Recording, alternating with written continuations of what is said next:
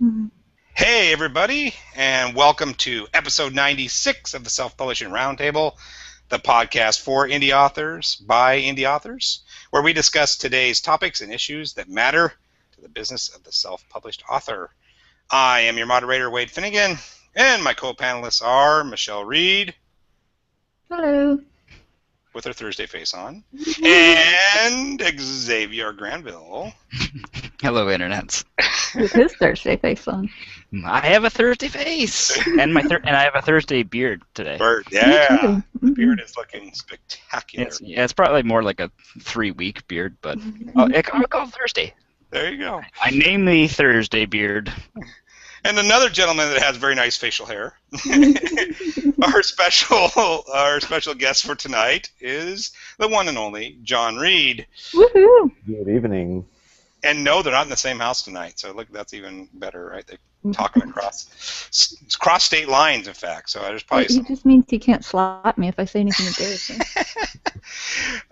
we brought John on to talk about, get this, supportive spouses and partners when it comes to Womp writing womp. careers. Womp womp, we're going to be discussing how much maybe one is needed, or maybe how much one is not needed in order to have a good foundation, would say, for a writing career. So I see we got lots of live listeners tonight. You guys are awesome. Please, we encourage you to leave lots of questions tonight for John and for us, and also talk about your experiences with your spouses and significant others. And while you're making these comments, when we're done tonight, you're going to go leave us a review. It's going to be 5 stars, and everybody will be happy because we need more reviews on iTunes, please. And give us some shares on all of your social media outlets. It just helps keep the show viable. And, you know, we want a sponsor at some point or something. So, all right. Anybody got any announcements before we start grilling John? Because we're putting him on the hot seat tonight. So. No. No. Okay. No. Do you have any announcements, John? You want to tell me? No, I don't. Okay. Very good. All right. I'll start off the questioning because I don't know, because I'm the moderator and I can. You just made that up just now, didn't you? I did. John, I want to know what your initial reaction was when Michelle came to you and said, "I want to be a writer." How'd that come about? Tell us a little bit of story there. Be as honest as you can, and I'll tell you if you remember it wrong. I can almost guarantee you that I do. I don't recall that she ever came to me and said, "I want to be a writer." It just kind of came about out of circumstance. It was something that started slowly, and then she was just doing it, and that's how it happened. I didn't really have a reaction to it. I've always tried to be supportive of whatever she wanted to do, whether it was cleaning houses or beating children or whatever. I don't think you actually could say that on air, John. That Oh, might be. I apologize. Okay. Well, then we'll go kind of segue from that. So when she did start writing all the time, how was that adjustment for you from what she was doing before? It was a little crazy at first because instead of her doing stuff during the day and then hanging out with the family at night, all of a sudden she's doing stuff during the day and then she's writing at night, and oftentimes well into the night, which was probably the hardest adjustment for me, but her brain seems to work better at that point in time. I did cut it back, though, because I was going until like 2 in the morning. And while that's sustainable for like a day or two, it took me a while to figure out that's not. Because I would see people post on Facebook, "I'm still writing," and it was like midnight or 1, and I was like, oh, that's how you do it. And so I tried to do it like that all the time for a while. Yeah, that doesn't work long term. Yeah. I was cranky and nothing was getting done, and I mean, books were getting written, but everyone hated me, so we're like, we're hungry and we have no clothes. Michelle, did you like consciously think about when you were going to start this, or was it kind of like John said, where you just started dabbling? How did that all come about for you? I did think about it, but more of like something I wanted to do in the future. And then once my sister and don't make fun of me. I don't want to hear about this later. I really don't. But my sister handed me. Hold on. Note to self. Okay, go ahead.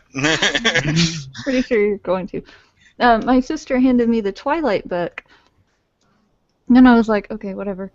And for some reason, I saw like an article about her, and she said I wrote a book.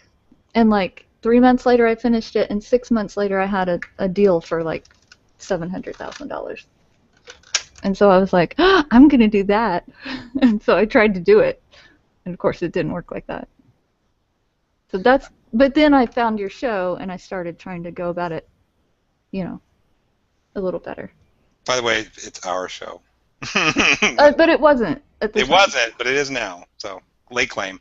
Okay, that's interesting. I don't think I've ever heard that before. So, see, this show is insightful. I can learn new things about you. Mm-hmm. So, did you want John's approval of your choice, or did you care about that, or? No, not really. Okay. Because it would be like saying, I think I want to homeschool my children. And he's like, the hell? What? Like, I don't even know what that means. And I just have to figure out if I like it or not, which I did not like it at all. And then you try something else. And I was like, I'm going to try to be a writer. I'm going to try to be a writer. And then, like, you have to figure out if you're okay with that. And then we fought a little bit, and then we figured out how it worked. When you say what was that noise? when you say you fought a little bit, what was the sticking points? What do you mean? Oh, it was Xavier made the noise. Nice.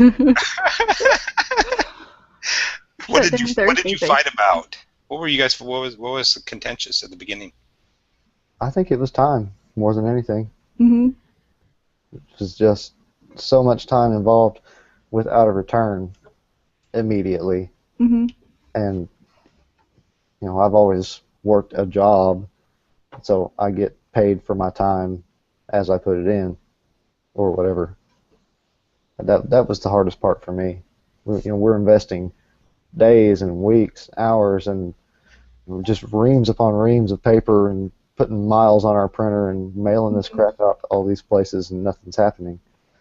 That was kind of hard. Mm-hmm. And I didn't know that happened to everyone, except for like the 3 people that I read about.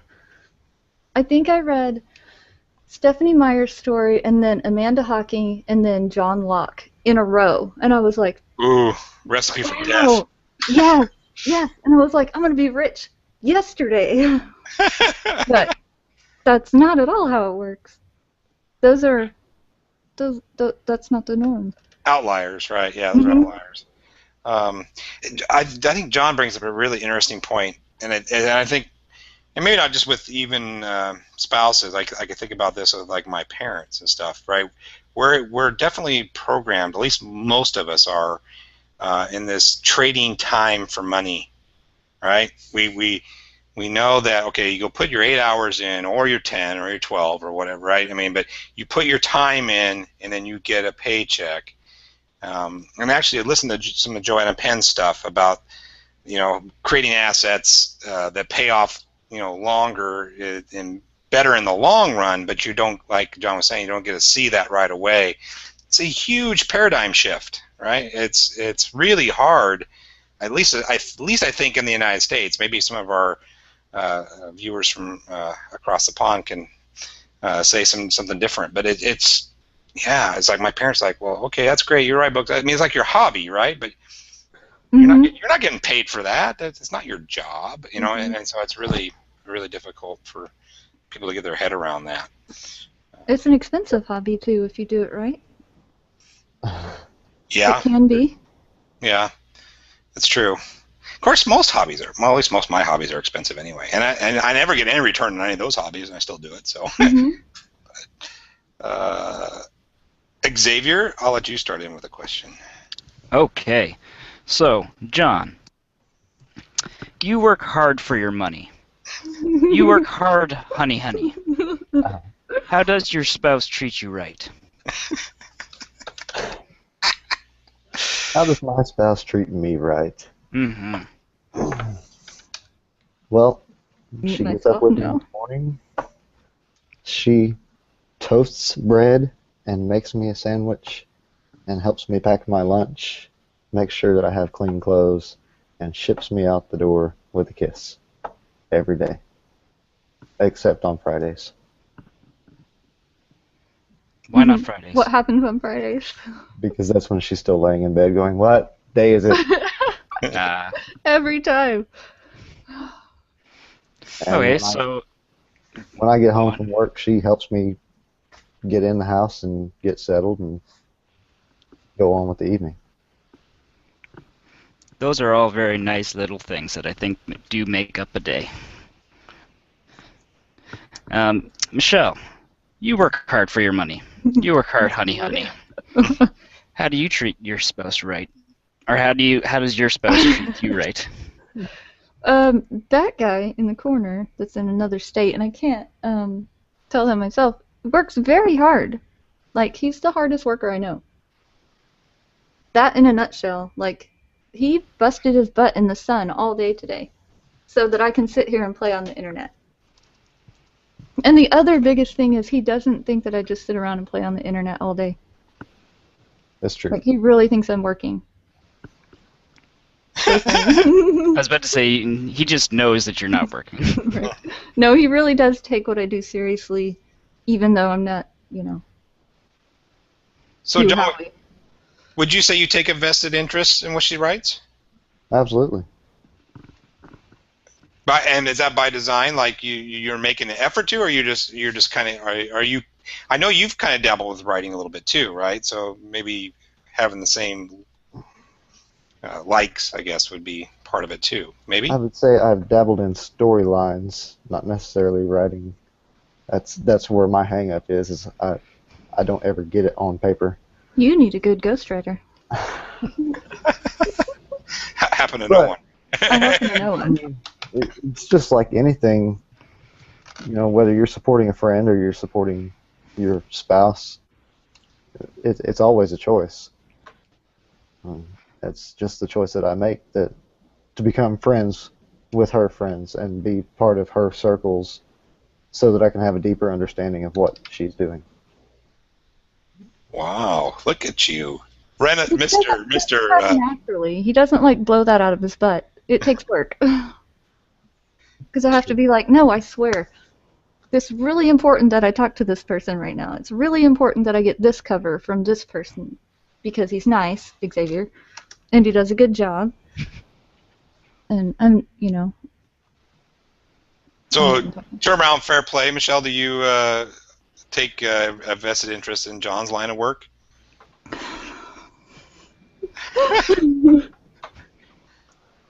You want to answer that question? She tries very hard. I usually get about 3 minutes into an explanation, and she's like, "Nope, I'm done. You like me." I try so hard, but my eyes go. Tell the viewers and listeners, John, what do you do for a living? I'm an electrician. He deals with things that could kill him on a daily basis, by the way, Michelle. I don't want to know that. He comes home and he's like, there was this many feet of this kind of pipe and this kind of, what is it, Romex? Romex, that's in house. Yeah. What? Okay, whatever. I just don't understand what he's saying most of the time. Crawling around inside a live 2,000 amp switch gear. Mm-hmm. Stuff And like then he'll that. say something like, and this one guy that did that was vaporized on site. I'm like, what? Don't tell me that. Talking. So, yeah, I try. Well, good effort at least. Mm-hmm. If you didn't have that support from John, Michelle, do you think you would be where you're at right now? No, I think I'd be divorced. Oh, okay. Oh, that's interesting. So you would.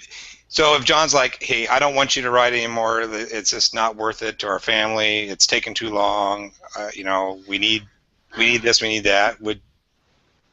How would that play out? Well, it did play out, sort of. I mean, in little things like, are you sure this is worth your time? Are you sure that you need to pay money for that? Are you sure that, doing the podcast is going to be a good idea, although he did always think that was a good idea. So in little ways it plays out, but writers are sick people, and we just have to do it. It's like crack, and no, I think I would have just done it anyway. And then he would have hated me. Like, he either had to decide to hate me or not hate me. And he picked to not to. To not to. That's correct. Nice job, John. All right. How's the site doing, Michelle? Because I got to make sure you do 2 jobs at once. I'm going to interview. I'm trying to do 2 jobs at once, but I only found one question, and it's from CC. All right, fire CC's question off. John Reed, are there some things that Michelle writes about that you have a problem with or that you wish she didn't write? No. There's some things that I just don't quite get into, but especially now, she's doing so much writing, ghostwriting and stuff. I don't think she's into about half of it. But I don't have to be. I just have to create it. But no, I mean, I don't really have a problem with anything that she writes under her name or any other assumed names. Mm-hmm. Yeah. Isn't it, the assumed name thing is kind of interesting too, isn't it? Because it's like, I want to know who that is. Of course, I'm pretty sure, Michelle, you're not going to write any erotica anytime soon either. I'm not going to lie. I tried to write a romance. So was it a romance or was it erotica? No, it was like a super sexy, high heat, whatever. It wasn't the naughtiest thing in the world, but it wasn't, the Bible. So, I couldn't do it. Okay. So he might have had a problem with that, but we'll never know. John's like, no, I wouldn't have. Yeah, I know John Reed. I don't think he would either. It's fine. Go for it. I tried so hard, I just couldn't do it. Xavier, I'll go back to you. Unless you want to ask yourself or John, if you want to ask John a question, Michelle. I'd like to ask myself a question now. Or yourself a question. That would be really good. Or if you guys want to ask me a question. No, I'm gonna do 2 questions. I'm gonna do my job doubly right now. That way I can stop doing my job. Nice. Xavier's like, that's a solid way to do it. I see what you're doing. Kate says, between the day job and writing, I couldn't do this without my husband. He does most of the cooking and housework, provides tech support, and helps me articulate what works and what doesn't work by listening to me talk about it and stuff. He's pretty danged amazing. That's a really nice thing to say, and that's how I feel about John, too. That's from Kate Morgan? Mm-hmm. Nice. He at least pretends to care long enough for me to get it out of my brain. And then I'm like, okay, I don't need to anymore. And then I go like this. That was typing for our listeners. Mm-hmm. Yeah, like Flint Lockwood on the Meatball movie. That's one of the more interesting things that I've seen recently. She's gotten so comfortable with the typing that she'll just be staring off in the corner and just typing away. It's fascinating to me. I have to look at the keys. That's the sound of his typewriter, by the way. Typewriter? When was the last time you seen a typewriter, Xavier? Come Nick on. Smith has a typewriter? I've got one in the corner. Do you really? Wow. Yeah. Renaissance man. Have you not seen Nick Smith's typewriter? It's so pretty. Oh, I have not. It's so pretty. The other day I was ghostwriting something, and he was talking to me, and I was listening to music so loud I could barely hear him. And I was carrying on my conversation and still going with the story. And like, are you sure? Listening to the music. Oh yeah, I reread it. It was great. Nice. Now you had a question. You said, Michelle. Yes. Okay. Does John ever give you ideas for your stuff that he thinks is great and you're not too thrilled about? No, he doesn't. John said yes in the comments. No. Fight. Not about my stuff. If I say I can't figure out if this person should live or die, and he doesn't give me an answer that I don't like usually. Because I it's just a usually story. I usually eliminate the problem myself by opening my mouth and then working my way through the whole thing, and then at the end I'm like, never mind, that was stupid. Carry on. Get to my own conclusion. Oh. Yeah. I don't find that I get ideas from my spouse or anything like that, but it's when people find out you're a writer, they always start off, I have this great idea for a book. And like I think we've talked about on here and heard probably lots of podcasts, right? There's lots of ideas. There's ideas are a dime a dozen. It's the execution of. But I always find that interesting because it's like, I'm a doctor. Well, hey, I have this really cool idea for a new way to do an appendectomy or something. That doesn't happen, right? You tell somebody you're a writer, and it's like they go into this big long diatribe about this idea they have for a book. So That's when you're like, great, I have this great podcast for you. Start there. yeah, Call me in 6 months. there you go. I'll pass off to Xavier because I forgot my question now. Okay. So, John, what are your favorite things to do when your wife is writing and your children are sleeping? Ooh. How does John read? John relax. Don't say masturbate. Well, it's Yeah, the look on his face. of YouTube, which usually starts. I have like 4 or 5 channels that I kind of check on daily, and then of course ends in cat videos and God only knows what, the downward spiral of YouTube. But that's pretty much what I do. That's fantastic. Those are usually smart people videos, too. You like TED Talks? I do TED Talks, Those are my favorite. periodic table of elements, lots of chemistry stuff. It's Wow. electrical engineering. It's nothing real exciting usually until you get to the cat videos. I don't know, man. Impedance is key. That's right. It's so boring. I'll walk over or like lean over and be like, "What you watching?" And it's the same shot of this pipe sticking out of the ground that it was 30 minutes earlier. And he's like, "No, but they're doing it." And I'm like, "No, I don't care. Please stop talking." I'm sorry, I looked. John Reed, the brains of the operation. I'm telling you, like getting all educated every time he watches YouTube. If you ever get a chance to watch, there's guys that work on 500,000-volt transmission lines from helicopters. It'll blow From your mind. helicopters. Yeah. They actually hook the helicopter to the line. That was terrifying. 500,000 volts. Now, so if somehow you got connected to that, like half a second, if that, you'd be dead, or how's that? If you got in between phases, it wouldn't. You would travel as fast as sound.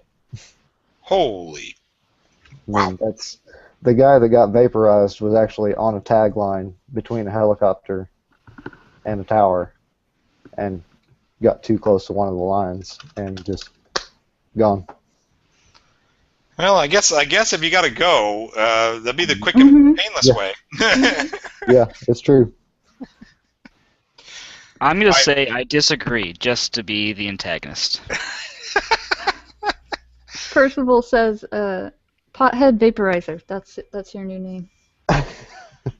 Vaporizer. Nice.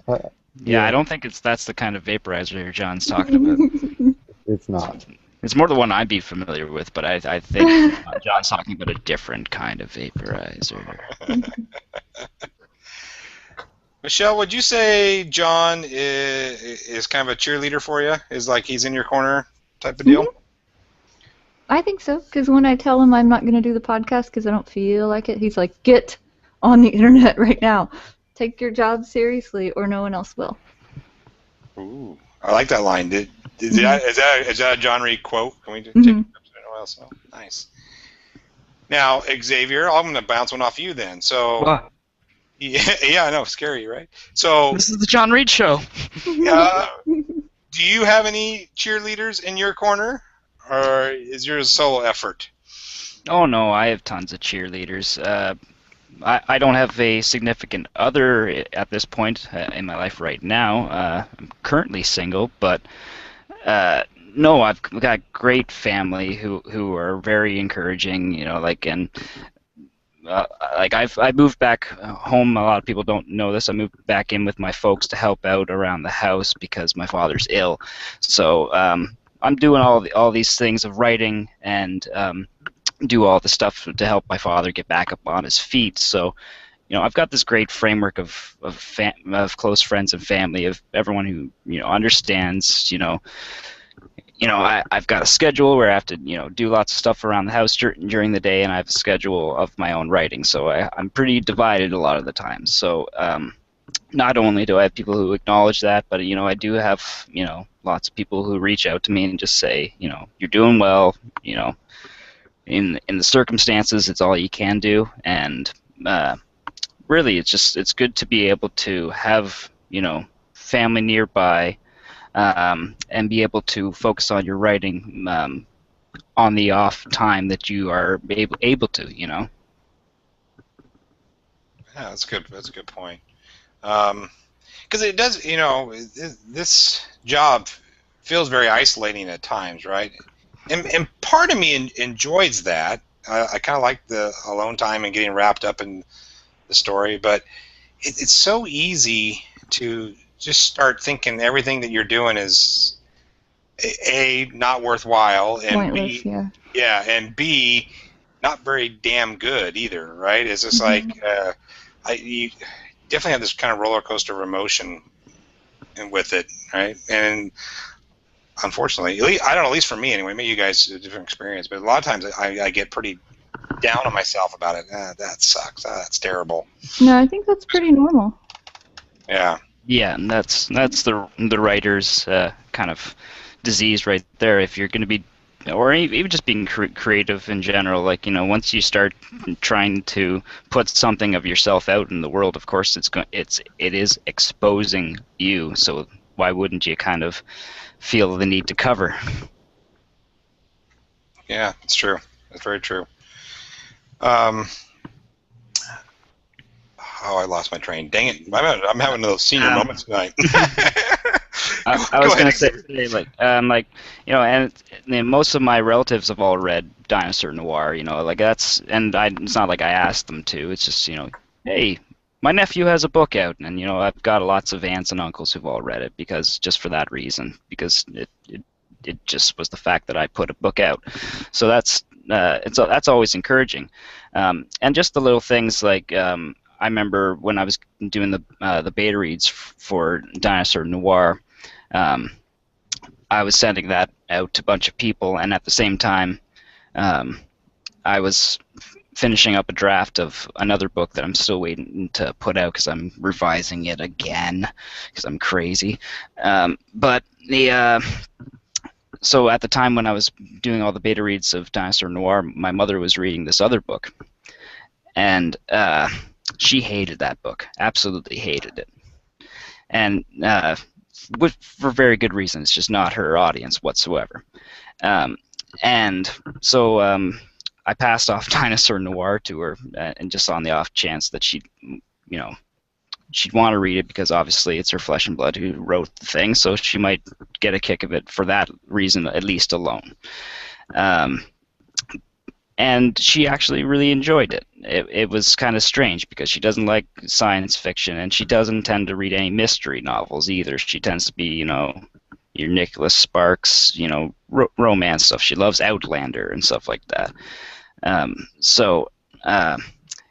It is nice to get those encouragements from people who can be honest with you, because at least I can know that though my mother will only be as honest with me as possible, as she can, and that goes with any kind of relationship of, your husband, your brother, your whatever attachment is. There's always going to be, that kid gloves type of thing that you don't want to break someone's confidence, and at the same time you don't want to stoke an ego.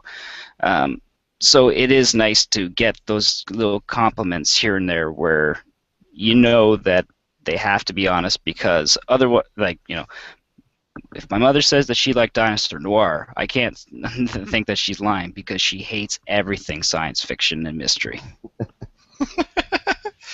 Even if it's your own book, you think your mom would tell you straightforward. Oh yeah, she would. Yeah, no, she's a guidance counselor. She works with children like in high school every day that have problems. Most of the time, it's just like that bitch just texted this thing about my boyfriend's girlfriends, and it's like she just deals with drama on a daily basis. So she comes home exhausted every day, just mentally drained. So I don't tend to get much other than honesty from her, which is great because she's a hilarious person. Yeah, that's awesome. Cece had a good question. Actually, Michelle, I just found it here. So, what part, and I think obviously it's for John, or maybe for anybody, I guess, but what part of the admin or behind-the-scenes production stuff does John help out with? I'm like the guy in the green room that sets up the fruit plates, and brings you your drink, and comes in and says, "Hey, you got 30 seconds till showtime. Get it wrapped up." Nice. Yeah. Give a foot rub too, right for. Right. That's about as far as they let me go so far. You did any PR work or anything, John? Anything like that? PR work. I tell everybody about it. Oh, there you go. I don't do PR work. That's why I still only have 35 reviews. Because I don't do anything with it. I just leave it there. It's actually kind of fun because a lot of the people that I work with or around can't even conceive such a thing as writing a book or doing a show. And I'm like, oh yeah, my wife does this show and a bunch of great people on there, and we got these author friends all over the place, and it's almost fun to just watch their heads. That's mind blowing. Like, not really. We're all nerds who don't want to leave the house. That's why we're on webcams. That's right. Nobody's wearing pants here. Yeah, and why would we? All my friends are in this little screen right here. And they all live in Facebook. They live in Facebook Messenger. Yeah. And on the Facebook. And when I close my eyes, they all go away. That's oh, you're back. That's awesome. Xavier, do you have anybody helping you out with admin stuff? No, God, no. Xavier's the bomb. He could do all of that in his sleep. I can't. I try. I honestly juggle constantly, because on top of writing, yeah, like you said, there's like admin stuff with answering emails, constructing your getting your website all perfect, but then there's also I have clients with book covers and stuff like that. So yeah, it is tough some days as far as trying to remember. Oh shit, I'm definitely behind on that. So no, I wish I had a little monkey butler or something to that effect. Maybe not something so cruel. Just call me a monkey butler. I think you did, John. I need a John Reed, which is many steps above a monkey butler. He's very helpful. We all need a John Reed. Yeah, maybe later on in the show, put a pin in it, but I would do a show on virtual assistants or something, because I do find this too, and like with all three of us, I think we all have our strengths, and so like anything, we go to our strengths a lot, but then we let those other things kind of slide, and so. Yeah, definitely. I don't do anything with email lists. I get reminded that I have a MailChimp for my email list because they send me an email and they're like, thanks for the $10. And I'm like, oh, I went another month without doing anything with that. Oops. Hear that, John? $10 going out the door, doing nothing with it. Yeah. I'm well aware. $10 is a big deal. It is. Well, you know what? When you first sign up, you think, oh, $10 not a big deal. But take 12 months worth. Like my website, I haven't I'll come clean. I haven't done much with it for quite a while, and it's like sitting there, and I'm like, I need to work on that. I need to work on that, and you got to pay for hosting and all that. So it's those little things do add up. So, and there's a Lisbon account, and there's all those little things that got up. Yeah, I should really send you a box of chocolate for paying for that Lisbon account. Yeah, we all each other chocolate, right? Which we will eat separately in our own homes because we don't like to go outside. Right. We could look at each other though through the window of the computer. Robert Chaz Choot says, I shout the names of my books out the window as I drive. I actually do that too every time I meet something. I'm like, oh, by the way, I'm an author. And they're like, really? Like they care. 50% of the time, though, they do care. And I'm like, thank you for the $2. Thank you for the $2. There actually was. Sorry, I don't mean to cut you off there. No, go, Xavier. Yeah. Go. I was just going to say, there was one time that I was standing outside of a bar describing the plot of Dinosaur Noir, and I kid you not, there were 3 to 4 different people who just overheard the conversation and just joined in this circle. And slowly I was explaining the plot to about 5 people. And people just kept on, it's a Tyrannosaurus Rex detective? What's this guy talking about? That could be a great pickup line. You might not be single for very long, Xavier, if you think about it. I write books about Tyrannosaurus Rex detectives, so no big deal. Michelle, do you ever take physical copies? Have you done a Create Space book, by the way? You have, Oh my right? gosh. I really wish you hadn't asked that. Yep. She hates when I ask. Think about your life decisions and then get back to me? No, I don't. I did a Create Space when I very first did the book. It looked great. But then I changed my covers and I haven't gotten a new book yet. I made the book like twice as long. But no. I don't. Does any rest of your family ever say, Michelle, I want a physical copy of your book, or do They they? don't care. No. No. Nobody cares. No, that's not true. John's mom is really like, she loves it. Well, that's She good. loves that I do it, and she has copies of my books.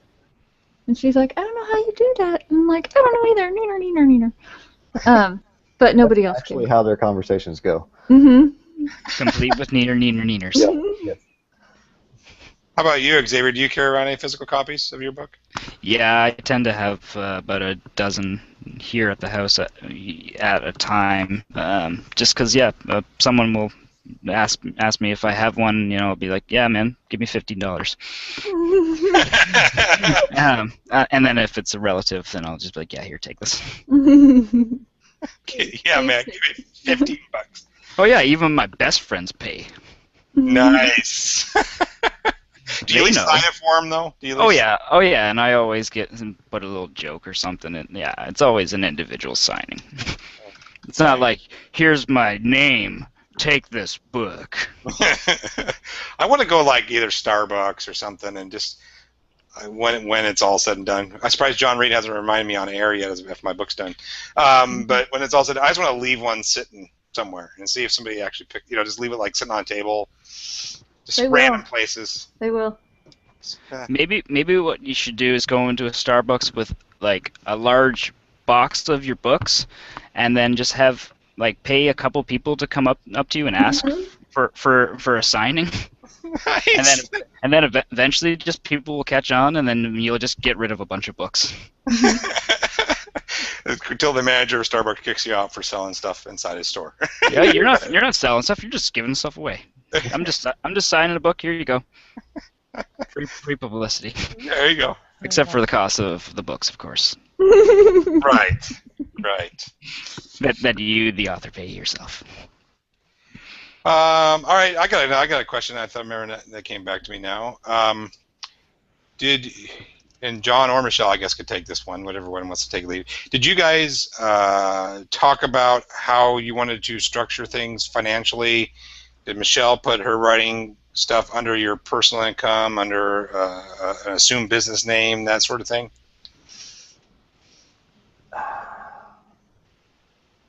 I'm giving John a hard question. Look at that. He's thinking. Long sigh.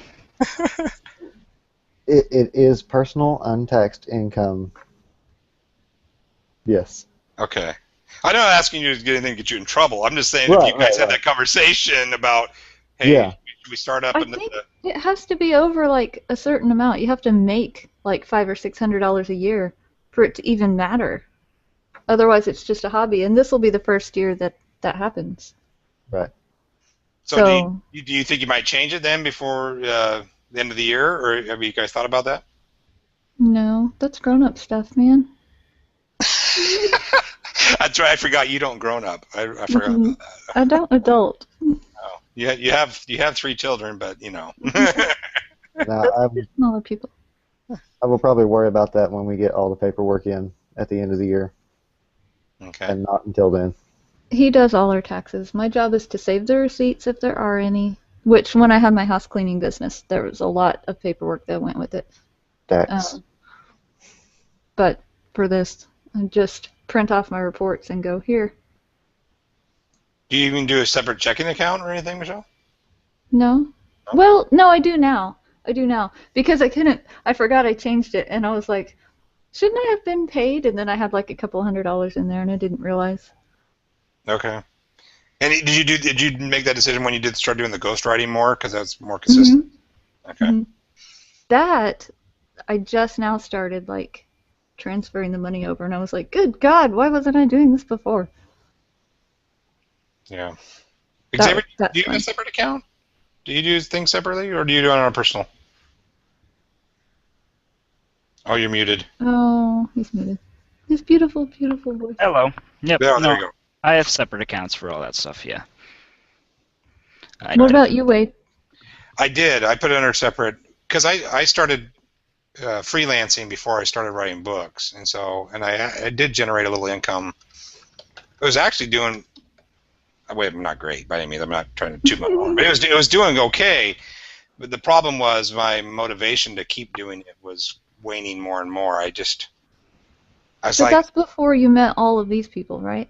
yes. Well, I mean, I was following much of freelancers, and then Sean Platt from the SPP, and he was still at that time doing that type of stuff too before he broke into fiction, and so I kind of followed him and David Wright over when they did that because when I remember writing goals down when I was in like 8th grade, or I want to write a book, I want to write books, and so it's something I was always been in the back of my mind, and I knew writing was a thing that I was good at, and I almost had a minor in professional writing. I was going to do like technical writing and stuff, which I'm kind of glad I didn't now. But but I didn't think you could ever make money in books, right? Then, and having my day job, I just thought, okay, well, if I'm going to write, here's what I can do to make some money and do some freelancing. And it started off good. I mean, I got to interview some interesting people and stuff, but it's like the stuff that paid okay was just boring. I tried to make it as exciting as I could, but when you're writing articles about gutter maintenance and and you're interviewing somebody from a business that that you have no interest in, it's just doing a profile here and there and those sort of things, and the constant trying to drum up business. I know that you, Michelle, found a little better way to have some business come to you. I was having a hard time juggling it with like making cold calls and doing all that stuff all the time, talking to editors. I remember you saying that, yeah. Yeah, and so trying to find the time to do that to get the gigs, and then I just kind of just let it slough, and then Sean and Dave Wright got me all excited about all the book stuff they were doing, and I've started lots of books before I knew anything really about outlining and stuff, and so it's just been kind of a whirlwind of that, and then this happened, and but anyway. It's kind of interesting how things progress, I guess. Yes. Robert, I'll be your minion too. Everyone gets a John Reed and everyone gets a Michelle Reed. I'm responding to comments during the show now. So. Apparently, Robert Chaz shoots needs some minions. Mm-hmm. Man, he would put those suckers to work. He means business. Yeah, he would. Mm-hmm. He would be laughing so maniacally. I think there would be at least one whip. Uno whip? Oh, probably one for each hand. He I would don't get know, I minions think- to hold his whips. I think He'd be the like, other hand "No." would be for a sandwich or some succulent grapes. Oh no, that's what the whores are for. Ooh, Grapes. that's a good role model. Xavier, you got another question? Or Yeah, sorry, question? yeah, sure. So, John, in the chats each week, you tend to inquire whether Wade has finished his book or not. Now, Yeah. what is it exactly about Wade's book that you find so fascinating that you feel the need to encourage him each week? I honestly don't even have the slightest clue what Wade's book is. Oh. So, My why are you? encouragement is just motivation from friend to friend. I remember him saying something about somebody needs to remind me to do that, and I decided that was going to be me. He did. He was like, I'll do that. And then he did. Knuckles, bro. Mhm. Your spousing abilities astound me. Yeah, he does. He spouses so hard. He's such a That's good what she husband that he's gone beyond his wife. He's being a husband to the world. I'll bring you all under my wings. Gross. I hope it doesn't smell under there, It smells like Da Vinci. That's right. which apparently is good. Oh my gosh. That's what she keeps telling me. Yeah, she does something when she. Anyway, but. It's turning my cheeks pink. It's so good. It's so good. Hear that? Da Vinci, there's our sponsor right there. Just please let me smell whoever is wearing it, and I'll be good. It's going to get weird real fast.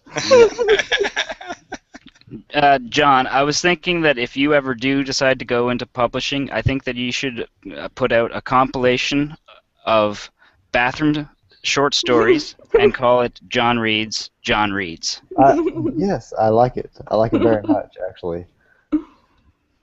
Good. And I'm going to start working on that now. Thank you. You're needed in Japan too, apparently. Percival needs a John Reed. Oh, Wow. He is getting some gigs all over the place. Yeah. Can we like put you down into like a syringe? Can we like make an extract of John Reed that we can ship across the country? we can give it a shot. Okay. This He can sounds like hold science.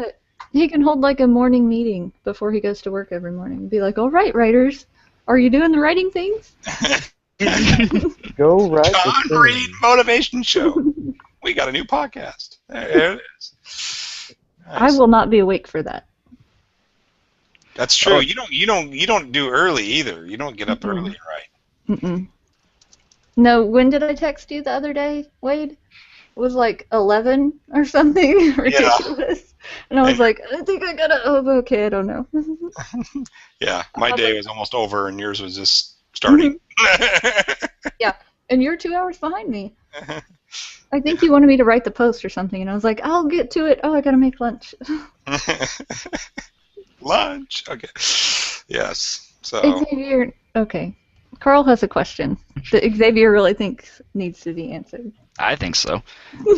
Carl asks, John, what happens if Michelle isn't good and do her words? In perfect English. I come in and I say, "Did you do your words?" And she says, "No." And I And then what happens? shake my head and walk off in disappointment. Oh man, that's cruel. Mm-hmm. Well, I guess you're going to be a failure for another day. Ooh. He is not lying. Knife right between the shoulder blades. Yeah, and I'm like, oh. And then Matt's in my head going, you can only fail if you let yourself fail. You're in charge of this. Yeah, Matt's good at those little digs too, isn't he? Mm-hmm. I mean, they're not digs, but they're supposed to be motivational words. Mm-hmm. Sometimes they. But you walk away feeling ashamed. Yeah. Mm-hmm. I kind of end up feeling like an adolescent kid when things like that come. And it's like, Yes. You can do it. I can do it. Yeah, well, fuck you. I'm out. Yeah. I get that a lot. Yeah. Come on, we can write this. No, we can't. I'm really big on challenges. If somebody's like, you can't write 10,000 words in a day, I'm like, oh, I'm so glad you said that. Why can't you say that every day? Have you done the 10,000? Have you done the 10K in a day? Mhm. You're awesome. I do it frequently because I put off my ghostwriting jobs until the last day. Nothing like motivation, like not making the deadline, right? Mhm. There's a ticking counter, and it's like you have 1 minute, you have 0 minutes. Yeah, that's. So maybe this has kind of turned into more of the motivational show. Just like, Not in the comments, it's not. well, Behave in the comments, dear.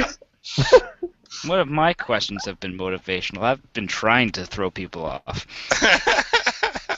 it's not working very well though, Xavier.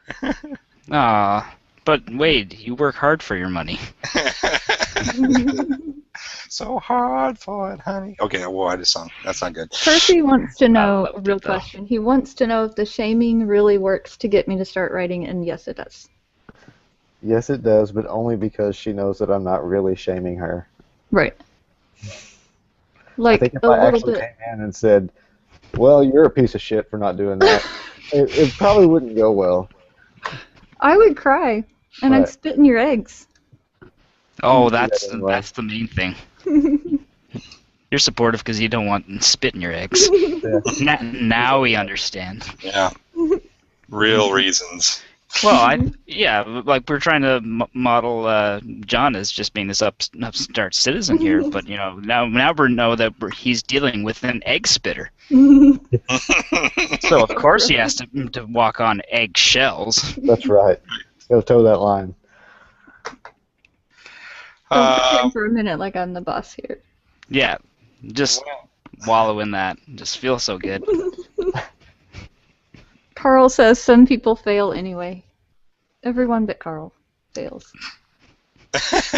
Well, yeah, Carl's perfect, but Michelle, I don't know what I was going to ask you. So with John being on the road for his job, how does that impact your writing and your writing time? I'm recovering from that comment. Carl Sinclair, you're Okay. grounded. It affects my writing time a lot. Carl, stop. Okay, it affects it a lot because I have to do all the bedtimes by myself, and there's no can you make oatmeal for the kids because they're cranky and I hate them right now. There's nothing. There's no like physical help. Yeah. Does I that think- does that help? So I'm like exhausted at the end of the day. So do you just bail on it then on the writing, or do you still make yourself do it anyway? It depends. If it's day one, I bail on it and I'm like, haha, sucker, I'm not doing it. And then on day two, I bail on it and I'm like, I probably should. And then on day three, I think about doing it. And then on Thursday, I'm like, oh, I'm on a writing show, I should write. And then on Friday, I'm like, I wake up energized and I write all of the things. So really, you got a 2-day work week when it comes to writing. I like that. Very easy. All of that worrying, though, is very tiring. Yeah, that's true. That's stress, right? Yeah, Mm-hmm. true. Does that answer your question? It does answer my When question. he's gone, it sucks.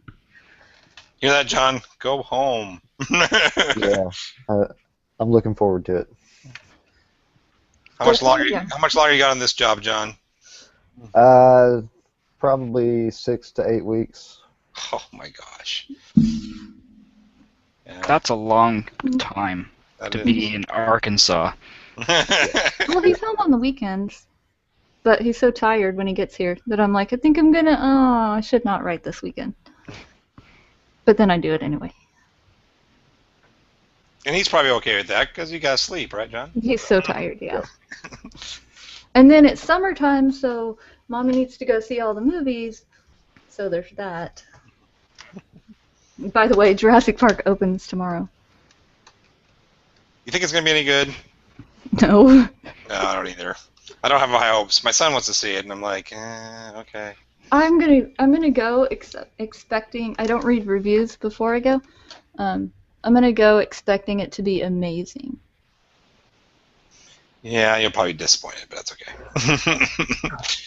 I would go in there thinking that it sucked, so that way you'd be, kind of relieved if it's only okay. No, because then I'll just it will just suck because I thought it was going to suck. Oh, well, then Just be that's like, "This just is your stupid," state of the whole mind. time. Hmm. I need to go in chipper and cheerful and give him the benefit of the doubt. I think that if they had Jeff Goldblum in this one, I then know, everything would be just fine. I think if they had Sam Neill in it, everything would be just fine. No, Batman Erica. She is saying Jurassic World is already open here. Damn you. Dang you. I don't want to know anything about it. Yeah, those darn futuristic New Zealanders, I tell you. Yeah. Get everything first. I know. Can't we just like reverse it and like they're on the end? Yeah. That's why they're all so snooty and think they're so special, I think. Yeah, it's like, you guys like Lord of the Rings? Actually, did you know that it was filmed here? Yeah, no big deal. Have you seen the picture? I've never been to New Zealand yet. I will be, though. It's everywhere. Like, there's statues everywhere. It's so cool. We should all go visit Erica. That's what we should do. We should. We're going to do 2016 Spurt Party. I thought it was a In spurt New Zealand. cruise Well, we're going to cruise to New Zealand. on a spurt boat. Oh, On a schooner. Nice. All right. Well, is there any questions that we missed, or anything that you? I'm sure. Good. Carl wants to know, is it true what they say about Arkansas? I Same. just responded. Did you just Yeah. You're grounded from the internet, boys. Yeah. I knew once Carl got in here, things would go downhill quickly. Mm-hmm. Mm-hmm. It's true whatever's true in Australia, probably true in Arkansas too. Xavier, any other questions? John, what is your favorite animal? Go. Animal? Oh, God. I'm going to have to go with a platypus. All Nice. right. Did I you know figured that they you'd were say poisonous? dinosaurs. Like if you I eat them? vaguely recall Like if something they like bite that. you.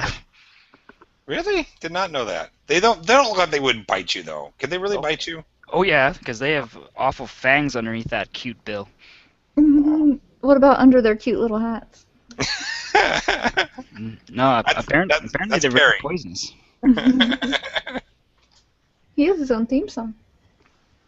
He does. I want my own theme song. I'll write you one. Would you, Xavier? Oh, thank you. All right. Any Yes, more I will. serious questions? I don't know. I feel like this is kind of. John Reed, did you have any questions for a room full of stupid writers that you would like to ask? Like why do we have to do this thing that we do? You know, your self-deprecation is bad enough, but then when you deprecate on other people, that's deprecate, not defecate. Right.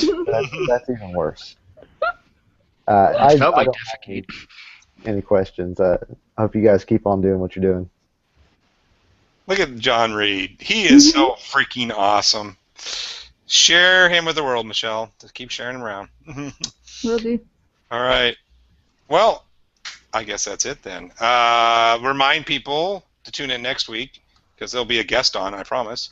And also that you guys, you said before, I know you have, I heard you somewhere, that you would leave a review. So please, when you have this go off the air, go over to iTunes, leave us a 5-star review. We could use that. Also give us any social media shares that you can. And a thumbs up on the YouTube would be very, very helpful. Yeah, okay. Anything else from anybody before we sign off? No. Nope. Right. Well, yes, there is. Xavier Granville, I think you have something to say. This episode was brought to you by John Reed's John Reed's. Good night, Internet.